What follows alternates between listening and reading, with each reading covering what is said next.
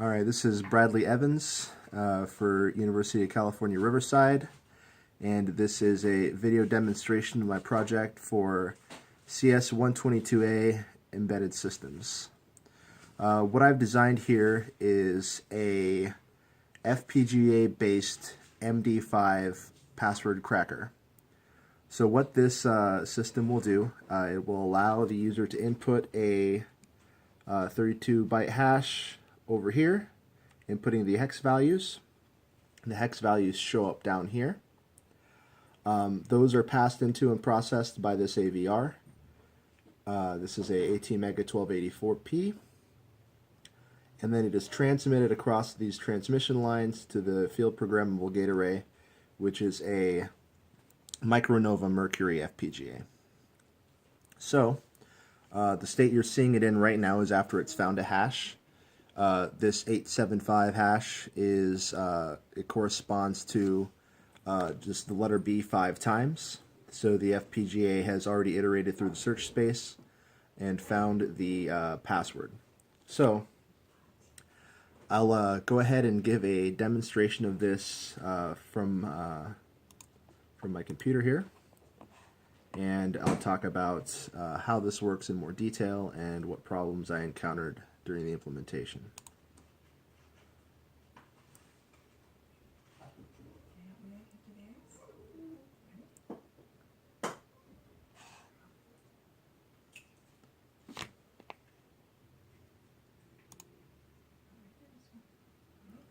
Alright, so I just reloaded the program into the FPGA.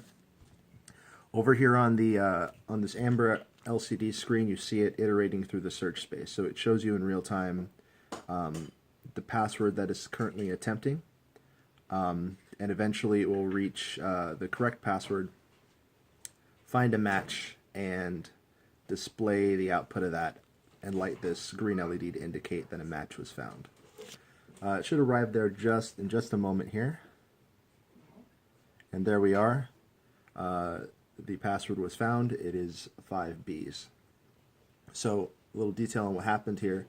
So to break the MD5 algorithm, you can't reverse a hash. So what I have to do is generate hashes through a search space. In this case, all alphabetical characters, just to whittle down on the search time. So what the FPGA here is doing is it's generating MD5 hashes for every single possible password in the search space until it eventually generates a matching hash that matches this one. And when it does find that matching hash, it outputs it here. This can generate one hash every 63 clock cycles. It is not running at full speed for this demonstration, but running at a top speed of 100 megahertz, it can generate about 3 million passwords per second, iterating through the search space extremely quickly. For comparison, my computer is a Core i7. It's the latest Skylake processor from Intel, and it generates about 60,000 hashes per second. So it's quite a few times slower than this system, about 2 orders of magnitude. As it is right now, it's clocked at 50 megahertz. I do have 100 megahertz crystals. Unfortunately, I did not have enough time to implement that particular aspect of it.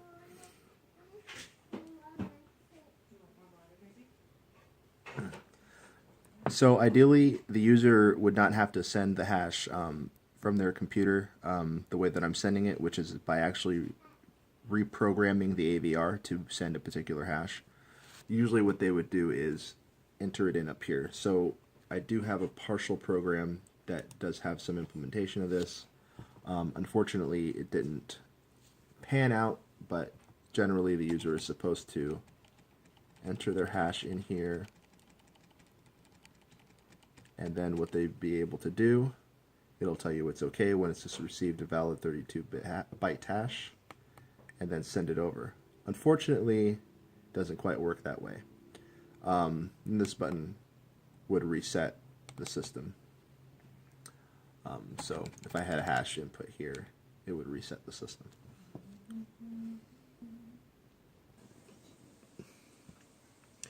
So the most interesting part of this project is the actual pipeline that is used by the FPGA to generate these hashes.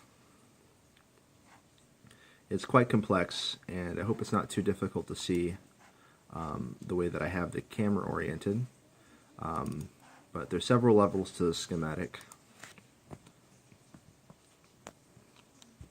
So zooming in on the actual schematic.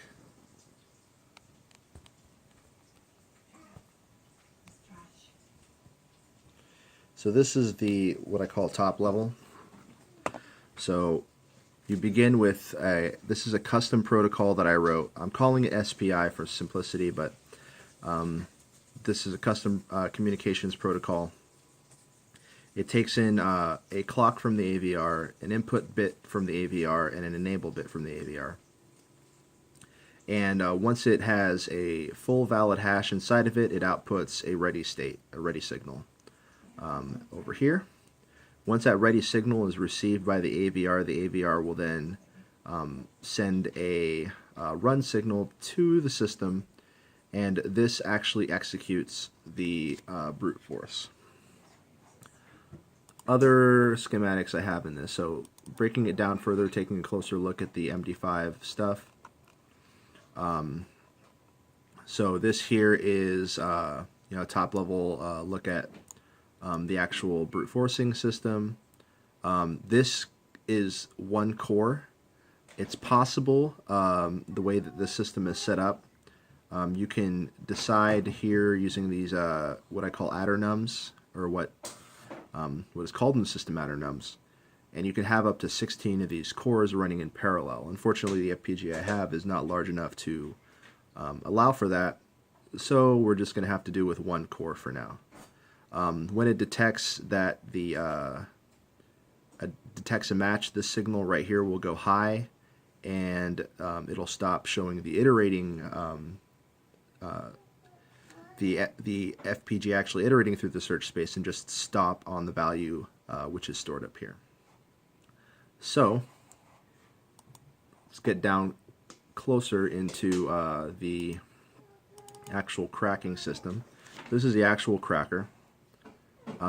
This right here will generate your strings for MD5 hash generation. It will also add padding bits which are necessary to the MD5 algorithm, and this is a size bit that'll also be necessary for the algorithm. So it stores all that in this word registry, and then it will go ahead and drop that into the MD5 algorithm. So the reason only these 5 lanes right here are used is because that's pretty much our search space. If we get any larger than this, we're talking about years of search time. So we're not generating passwords larger than 32 characters. 32 characters even would take a prohibitively long period of time, and you'd probably need something like a GPU cracking array, which can iterate through these search spaces at about 3 billion hashes per second, far faster than the system can. This right here is the part of the system that actually generates the hashes. It's completely done in VHDL. Here's some of the code of it. I did not write this. A gentleman for a group called Infinity Exists wrote it. I'll give him his credit at the end of the video. In fact, many of these modules were written completely in VHDL. So this system right here, which sets up the word for output, is completely VHDL, as is this hash setup, which takes these 4 portions of the hash and actually combines them into a valid hash. This right here is a comparator. It compares the hashes and then outputs a found signal if they match. The brute forcer is interesting as well. It basically takes in the previous string and then adds one to the highest order character, and then outputs the next iteration. And it will do this every time the MD5 signals that it has generated a valid hash right here. So this is the pathway where MD5 tells the brute forcer that it has found a valid that has generated a hash for the value the brute forcer has generated. All right. So giving credit where credit is due. Oh, finally, down here, this is from OpenCores. This is the LCD controller. This is what allows the FPGA to output its current spot in the search space. AVR is way too slow to display what the FPGA is doing in real time, and in fact, the LCD display is too slow to display where it's at in real time, so it ends up being a blur. But this will let you display as best you can the current state of the system. So returning back to this system, first I wanted to give credit to Greg Patchy-Meyer and Eric Iverson of Infinity Exists for what they did on implementing the MD5 and VHDL. They're the ones I got the VHDL for the main MD5 algorithm, the main MD5 generator from. They originally designed this project to work on Altera boards, specifically the DE2, which is a much larger board than this particular FPGA.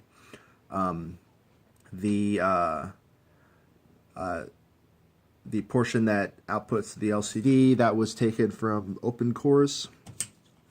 So used quite a bit of open source on this. So what I would get into now is basically just say that if I were to and I'm going to improve this system, I need to make the interface more robust, make it so that the interface actually works, so that a user can type in their hash without intervention from a computer. It would also be nice if the system could be modified to allow for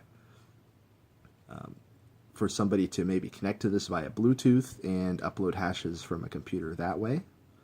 It would also be very nice if I could simply plug an SD card into this system and have it feed hashes into the FPGA from there, perhaps scanning multiple hashes simultaneously. Hitting multiple hashes simultaneously may not be something that's attainable because the comparator can only store one hash at a time.